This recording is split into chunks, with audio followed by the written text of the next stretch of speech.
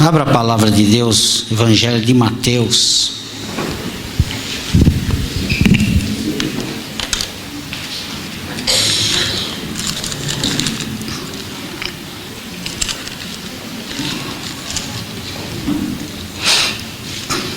Mateus capítulo 24.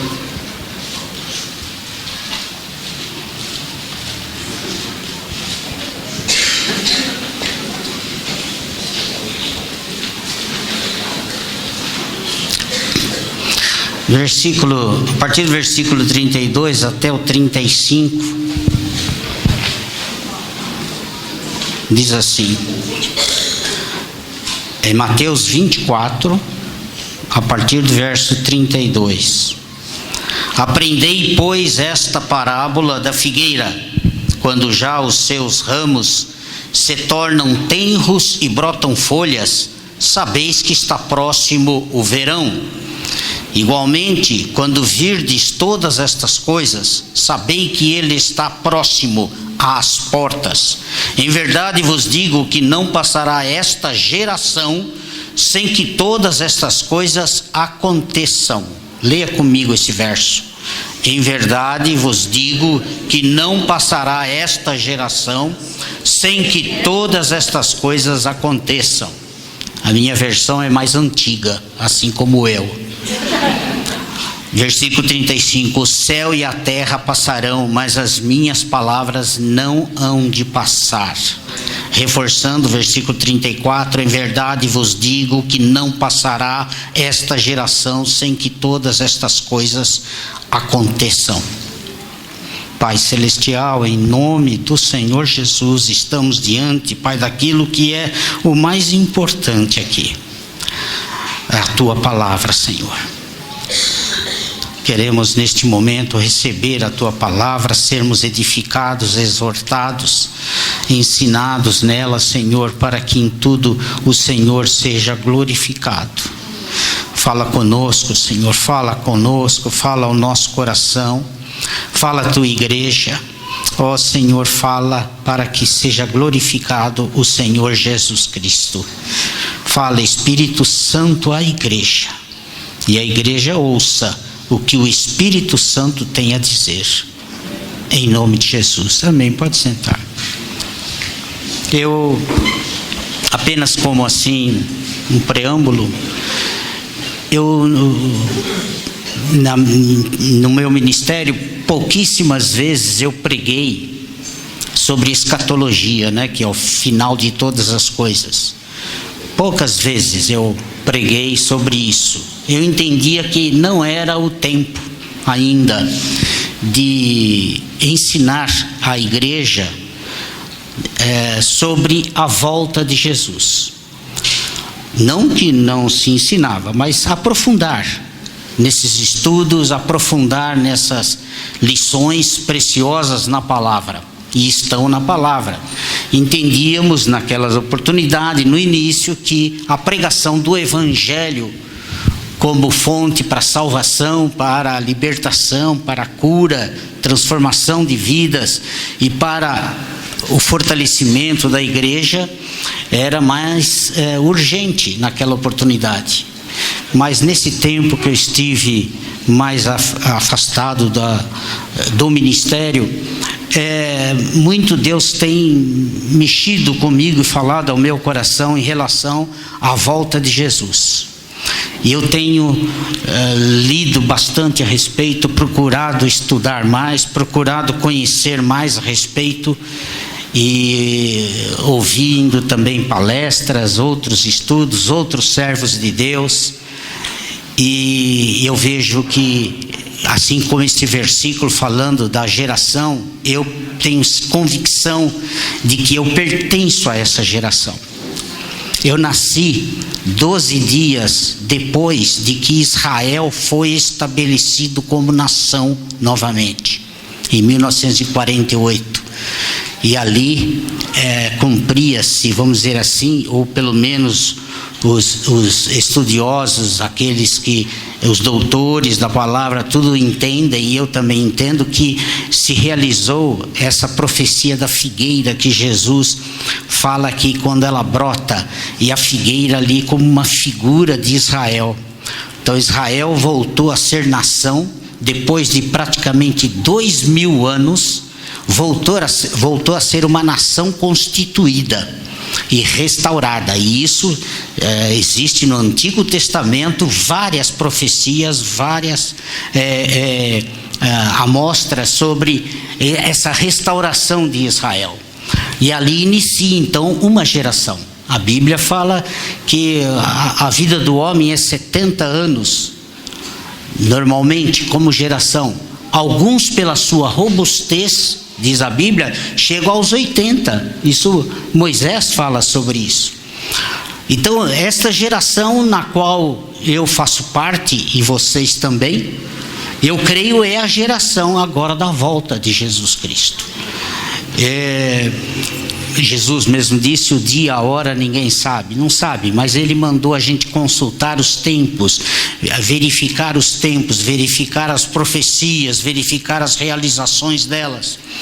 E cabe a nós realmente estarmos examinando profundamente isso, porque a pregação do Evangelho, eu tenho convicção, vai mudar o estilo de pregação. Não mais aquela pregação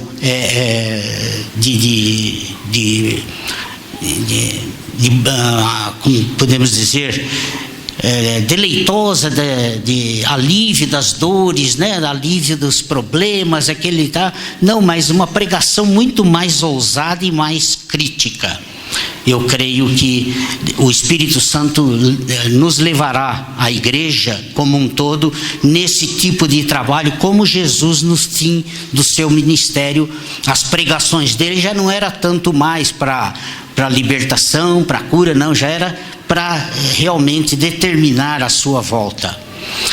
E ele faz aqui, onde lemos esse trecho, é um discurso que ele faz exatamente sobre a volta dele, a volta do Senhor e os acontecimentos que muitos já têm ocorrido. Inclusive, acho que, se não me engano, ontem teve um grande terremoto, ou terremotos, e isso faz parte da profecia de Jesus. Muitos terremotos em muitos lugares, e isso tem ocorrido constantemente. E Jesus traz então toda essa pregação e ensina aos seus discípulos. Ele não prega à multidão, ele está pregando aos seus discípulos isso, porque os discípulos perguntaram para ele sobre quando seria o fim dos tempos. E Jesus traz toda essa narrativa. E nós temos tido muitas teorias, né? Não digo nem teologia, mas teorias em relação a essa volta de Jesus. E existem rótulos colocados, né? Como pré-milenistas, pós-milenistas, mid-milenistas, amilenistas, tudo isso, os eruditos, estudiosos, que têm colocado. A Bíblia não coloca nada disso. A Bíblia dá uma linha de acontecimento que Jesus fala, e é confirmado em Apocalipse, é confirmado nos profetas do Antigo Testamento. E hoje não vamos nos aprofundar nessa questão. Pretendemos fazê-lo mais para frente em outros estudos. Mas hoje eu quero colocar em algumas coisas aqui, em parábolas que Jesus deu-nos para ensino, para nosso aproveitamento.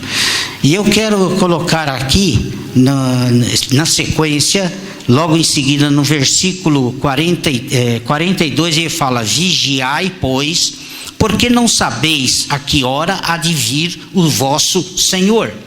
Ele fala assim: o dia e a hora. Mas nada impede nós de conjecturarmos em relação ao ano e até em relação ao mês da volta dele. Ele disse o dia e a hora, ninguém sabe. Ele disse até que nem ele sabia. Eu não sei dizer, a Bíblia não diz se ele hoje sabe quando ele vai voltar. Não vou entrar em detalhes sobre isso. Mas aqui ele fala: vigiai, pois, porque não sabeis a que hora há de vir o vosso Senhor. E aí ele fala: mas considerai isto: se o pai de família soubesse a que vigília da noite havia de vir o ladrão, vigiaria e não deixaria minar a sua casa. Ele faz aqui um alerta exatamente para a família. Para a família. E ele fala: o pai de família, a responsabilidade nossa, nós homens, como sacerdotes do nosso lar, sacerdotes da família, aqueles que são os responsáveis de ensinar a palavra de Deus aos filhos, educá-los no caminho do Senhor. A própria palavra fala: ensina o menino no caminho que deve andar, e depois de velho não se desviará dele. Eu sou uma prova disso. Eu sou uma prova. Estive fora da igreja na minha juventude, larguei tudo, vivi a vida que queria, mas eu fui ensinado nos bancos da igreja, na escola dominical, aprendendo, lendo a Bíblia, estudando. Nunca no meu coração eu tive rejeição à palavra de Deus ou a Jesus. Mas depois de adulto, depois de casado, eu tive um retorno à obra de Deus e às coisas do Senhor. Então esse aqui é o primeiro alerta, é família. Família. E aqui fala, né, o homem lhe vigiar para que não seja minada a casa, não seja invadida a casa. E aqui ele está falando: casa não é ladrão que vem assaltar e levar a sua televisão, ou levar, não é isso. Está falando de Satanás, aquele que vem para ferir e destruir a família.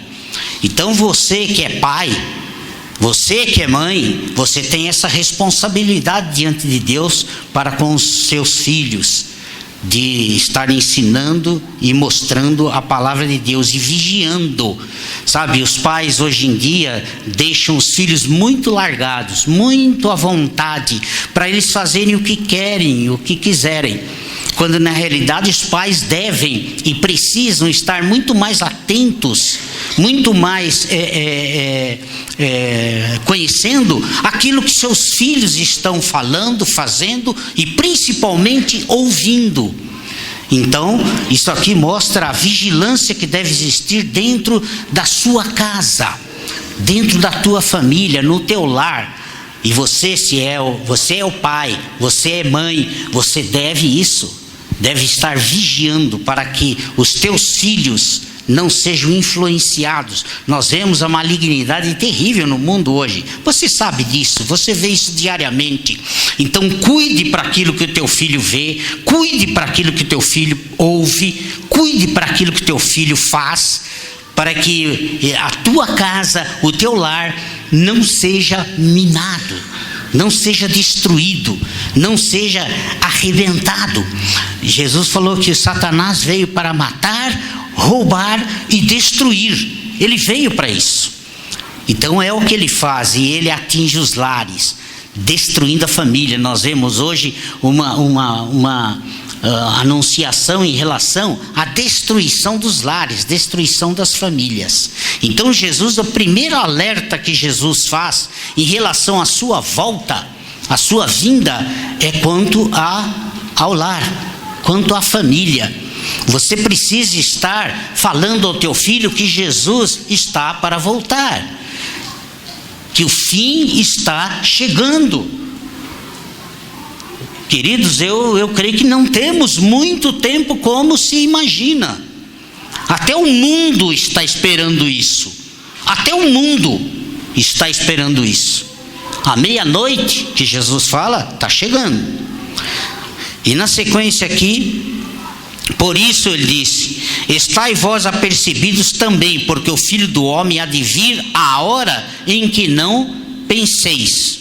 E aí ele traz uma outra parábola, a parábola dos dois servos. Quem é, pois, o servo fiel e prudente que o Senhor constituiu sobre a sua casa para dar o sustento a seu tempo? Aqui ele está falando, e isso aqui não é uma parábola, ele está falando do Senhor. E o Senhor aqui é Ele, Jesus, que coloca na sua casa. Nós hoje falamos muito, né, a casa do Senhor aqui, e é a casa do Senhor, e Ele constitui servos sobre esta casa.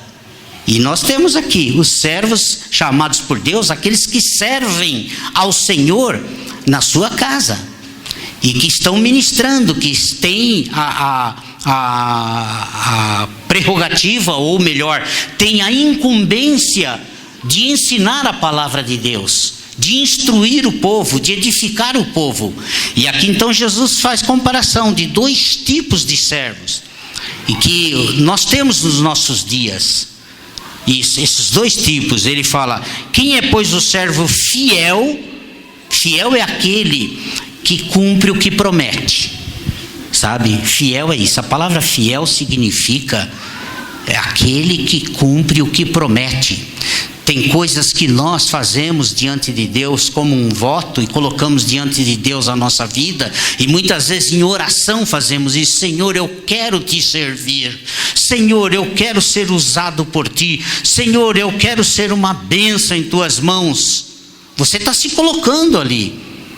Então, quando Deus vier e tomar você para isso, você tem que estar preparado, você tem que se colocar nas mãos de Deus, exatamente para que Ele te use, para que Ele possa usar você como instrumento, seja levando a sua palavra, seja cuidando das pessoas, seja cuidando da igreja, não importa. Mas muitas vezes nós colocamos diante de Deus situações nossas, e depois não cumprimos, não praticamos, não fazemos, e deixamos de lado. Pense bem você, quantas vezes você lá há anos atrás, talvez quando você se converteu, ou ainda talvez não tenha se convertido, mas tem o temor de Deus no coração, quantas vezes lá atrás você já não chegou e colocou questões na tua vida diante de Deus e fez promessas a Deus? Colocou a tua vida diante de Deus, pediu coisas a Deus em troca de outras que você fizesse. E isso, fidelidade, significa exatamente isso. Por que Deus é fiel? Porque Ele cumpre tudo aquilo que Ele prometeu. E tudo aquilo que Ele promete, se Ele prometeu algo para você, Ele vai cumprir na tua vida isso. Ele vai cumprir. Você pode desistir, você pode não desejar, mas Deus vai cumprir, porque Ele é fiel. E essa fidelidade precisa estar no nosso coração como servos de Deus, para praticarmos aquilo que nós colocamos diante dEle que haveríamos de fazer, ou de falar, ou de agir.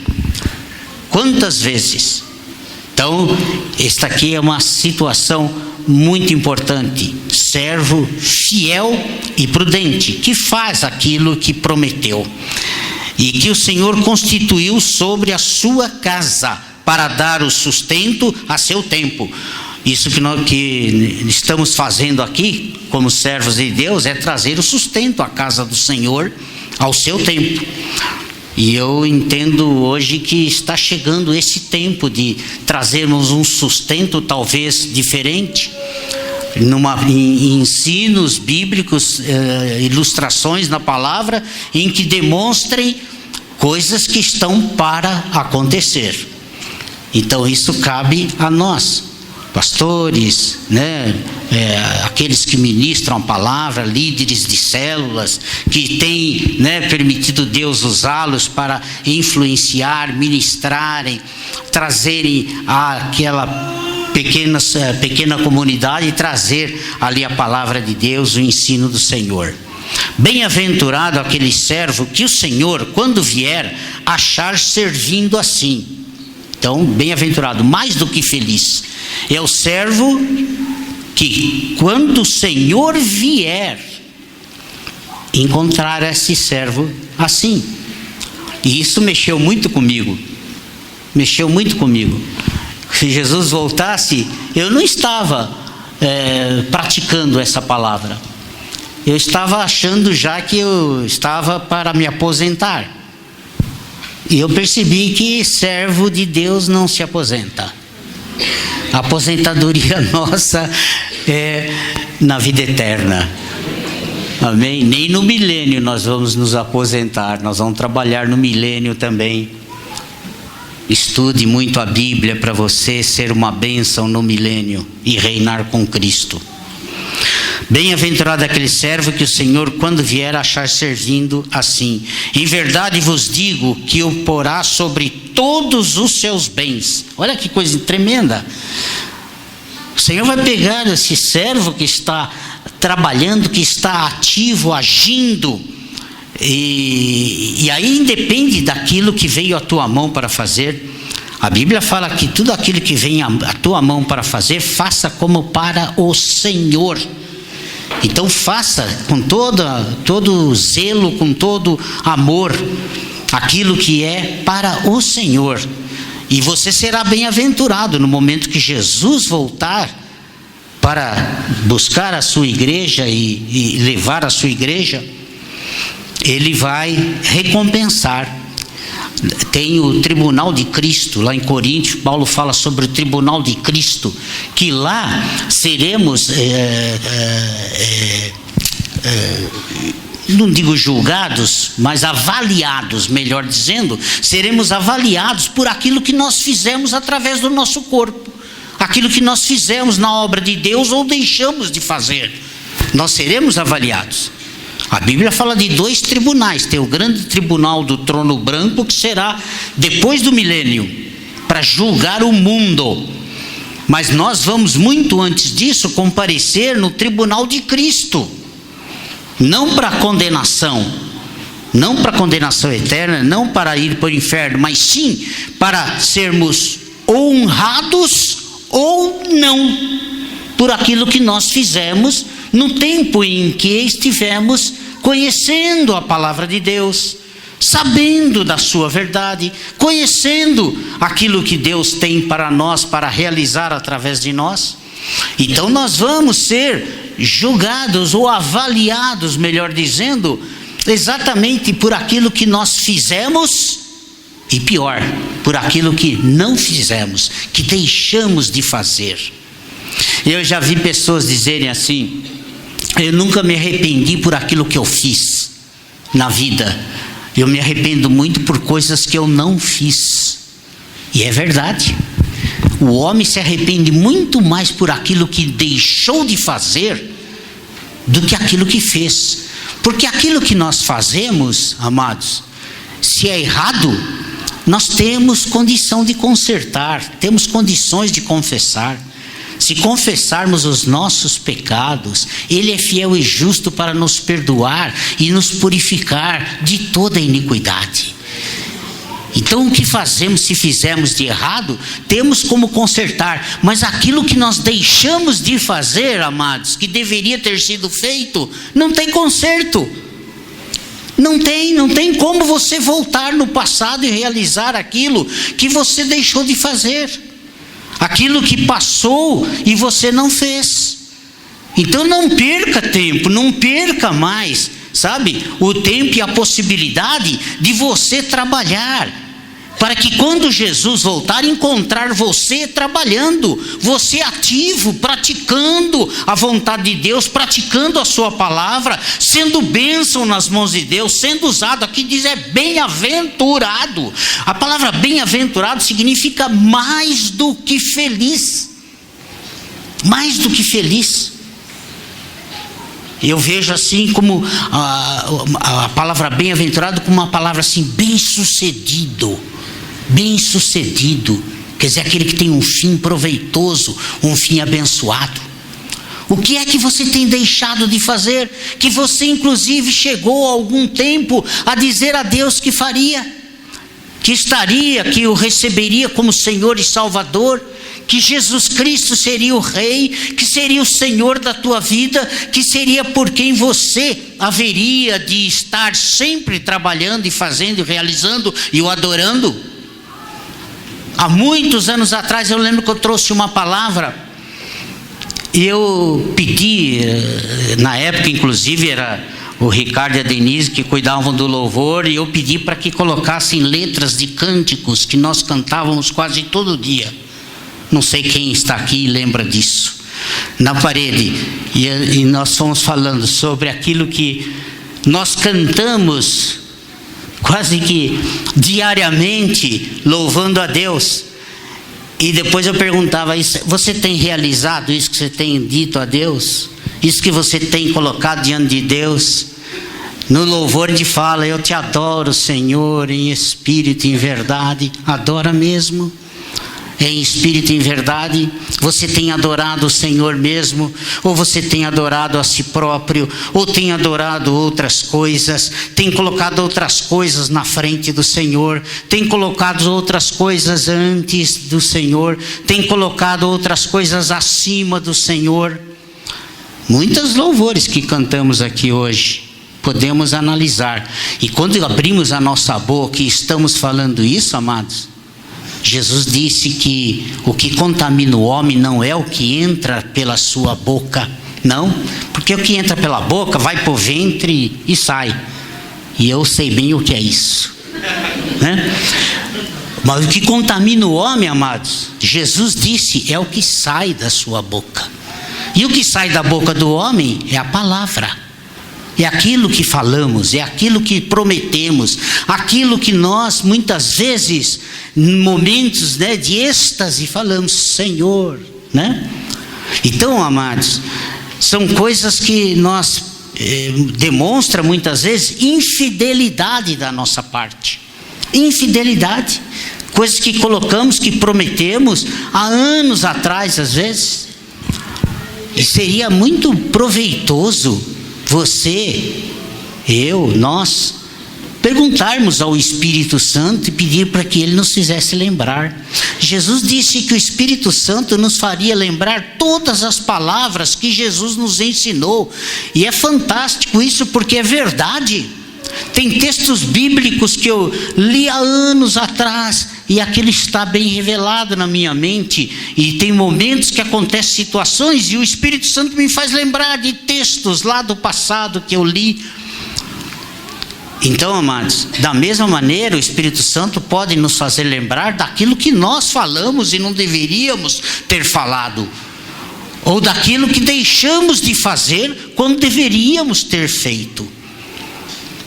A verdade é a seguinte: antes que Jesus volte, você ainda tem algum tempo para conserto.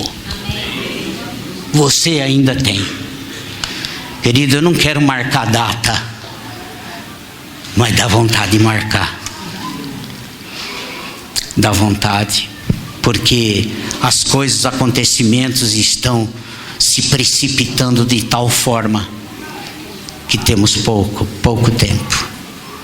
E pode acontecer também de você não estar, né, aqui quando Jesus voltar. Você pode ir antes para Jesus. Pense nisso também.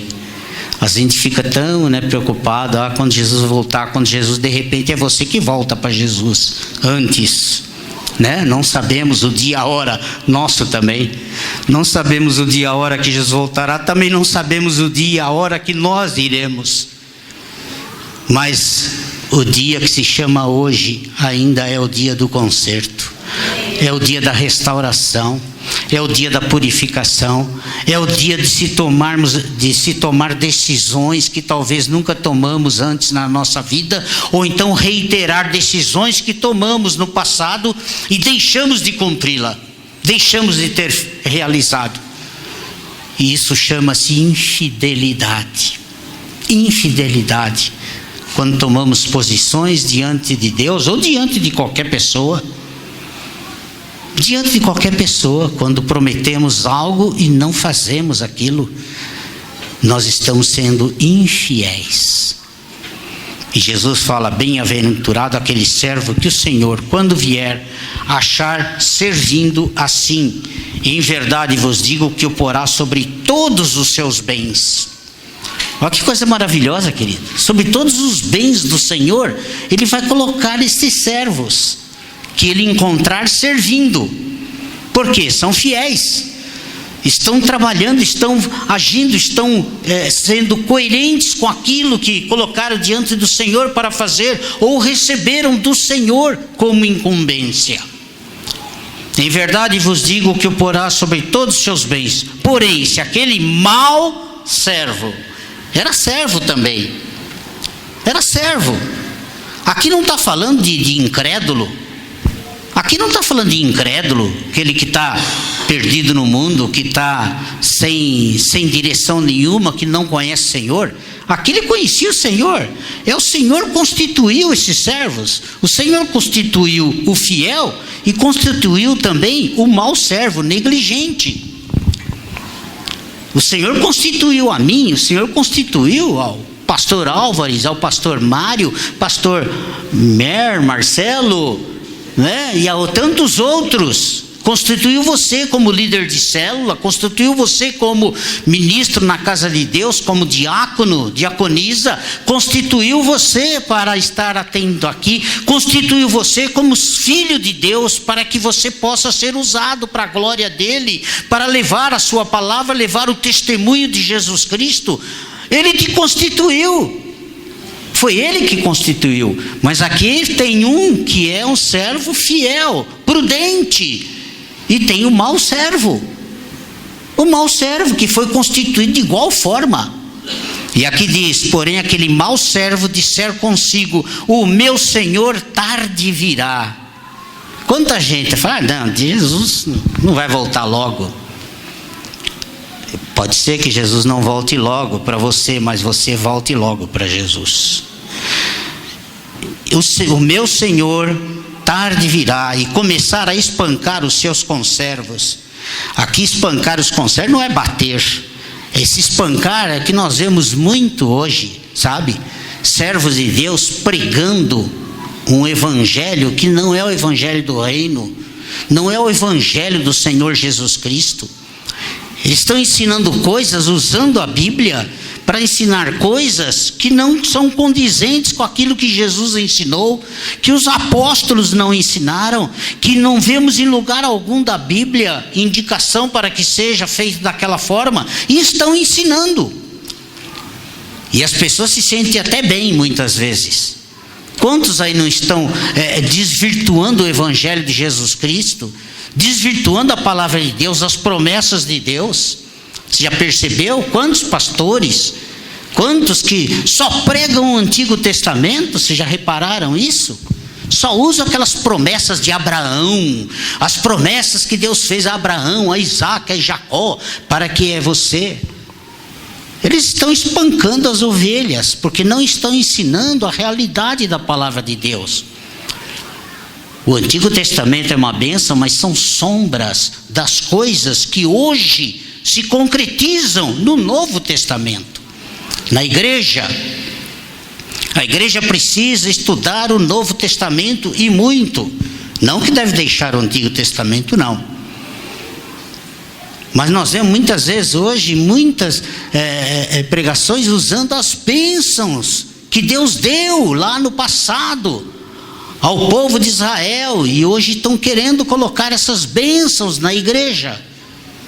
A igreja não precisa disso. A igreja precisa da palavra limpa, da palavra real, da palavra poderosa do Espírito Santo, ensinando aquilo que nós devemos guardar.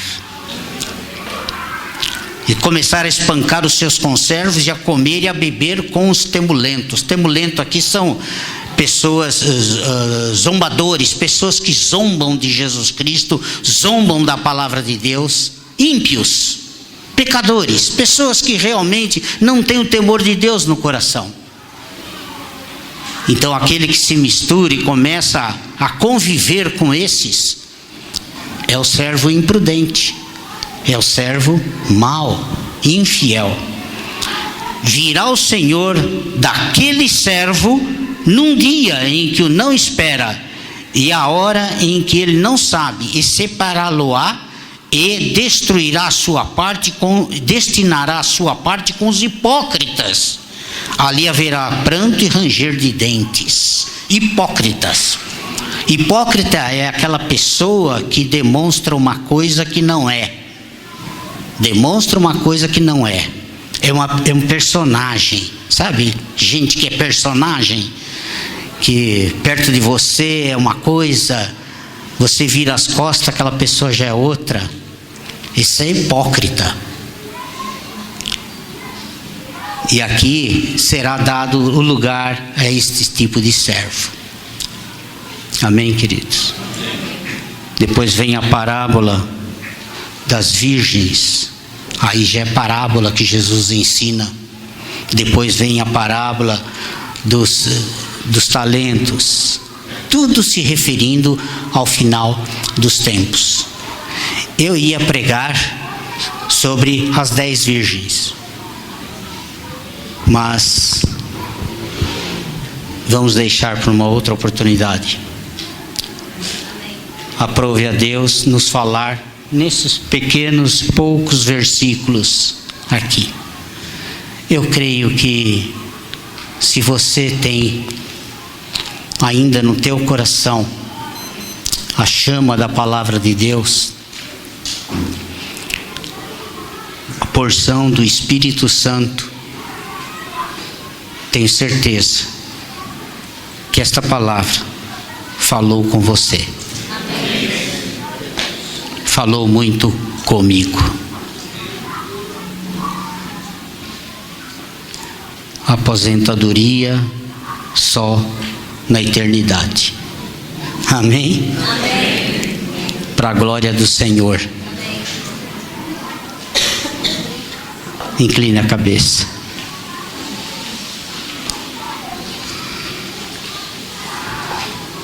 Como está o teu lar? Qual tem sido a tua responsabilidade na tua casa? Como você tem conduzido? Você tem vigiado? Ou tudo está correndo tranquilamente? Deixa andar. Ao Deus dará, como se diz aí no mundo. Deixa ao Deus dará. Não, você tem responsabilidade. Você pai, você mãe, tem responsabilidade. Deus vai pedir conta sobre o teu lar, sobre a tua casa, sobre a tua mordomia. Aquilo que você fez e principalmente aquilo que você deixou de fazer. O Senhor tem colocado tarefas em tuas mãos. Execute-as, faça de todo o teu coração. A palavra de Deus diz que maldito é aquele que toma a mão no arado e olha para trás. Se um dia você pegou no arado, não olhe para trás, olhe para a frente. Pai Celestial, em nome de Jesus, peço que o Teu Espírito Santo faça a obra, Senhor, a ser realizada em cada um dos nossos corações. Tua palavra foi aqui lida, foi aqui ouvida, foi aqui, Senhor, mencionada, analisada, e pudemos, Senhor, tirar partes preciosas para os nossos corações. Fala, pois, Senhor, a cada um de nós nesta noite.